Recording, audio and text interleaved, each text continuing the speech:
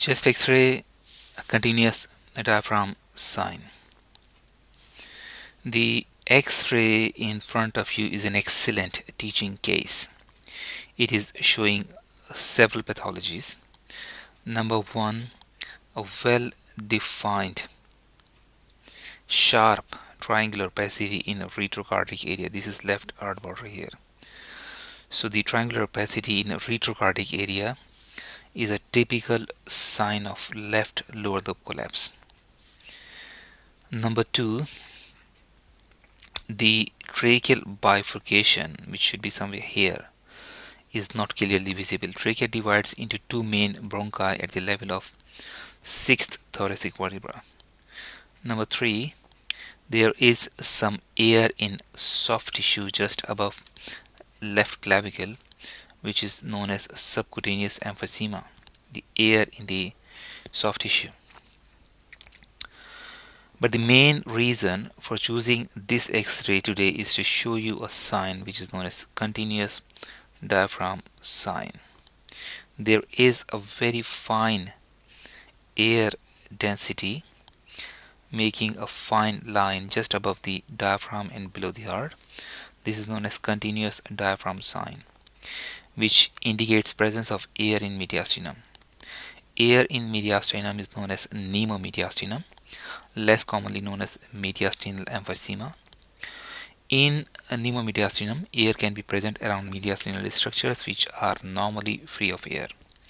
This air can be present outside trachea, pulmonary arteries, around aorta and heart. The poor demarcation of tracheal bifurcation and crina in this example is due to the presence of air in surrounding areas. Asthma is the most common cause of pneumomediastinum. Air can leak from a ruptured small airway and can travel through the hilum into the mediastinum. Other important causes are pharyngeal, tracheal and esophageal perforation because of any reason, including trauma and malignancy.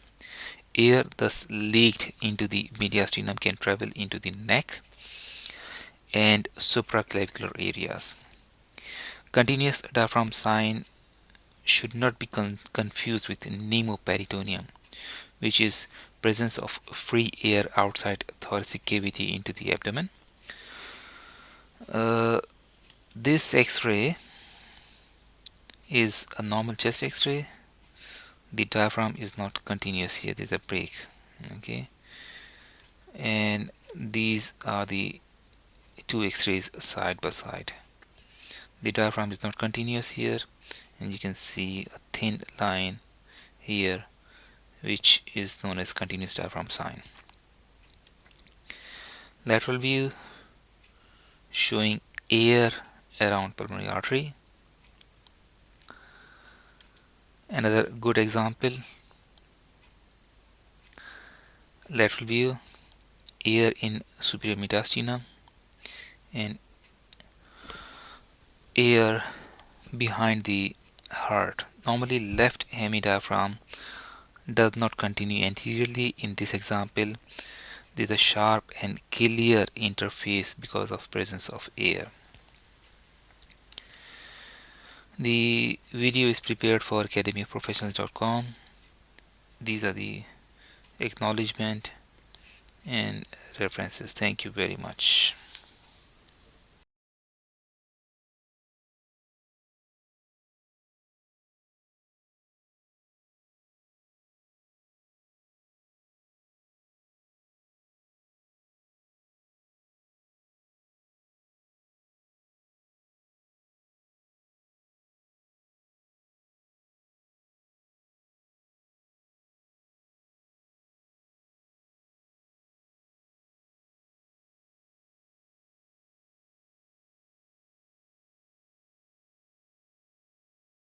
Hi, how are you everyone? Welcome back to my lovely channel. For your information, this video was created on 29 May 2018, 08 of hour, 23 of minute and 13 of second. In this lovely day, we are going to explain something. The thing is, what are the signs and symptoms of pneumomediastinum? In the next few seconds you will get a short information about what are the signs and symptoms of pneumomediastinum. Hopefully it will help you. Enjoy the video. Here is the explanation about what are the signs and symptoms of pneumomediastinum. In some cases, pneumomediastinum may follow relatively innocuous oropharyngeal trauma that presents as mouth or throat pain. In one series, evaluating the head and neck manifestations of spontaneous pneumomediastinum, the primary initial symptoms were neck swelling, neck pain, and adenophagia. Last update December 5, 2017. Now, we will give you 20 seconds to read again the explanation by yourself so you can absorb this information. Please take your time.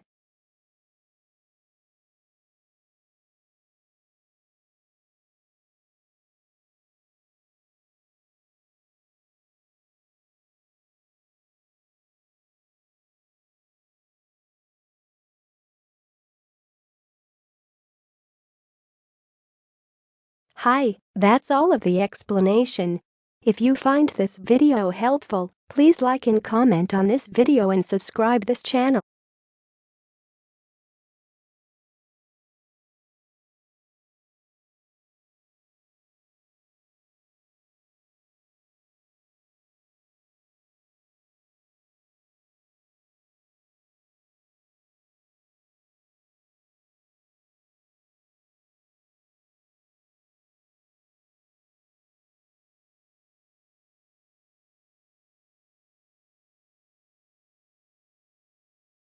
Pneumomediastinum, diagnostic. Deliberate introduction of air or gas into the mediastinum as an aid to examination and diagnosis.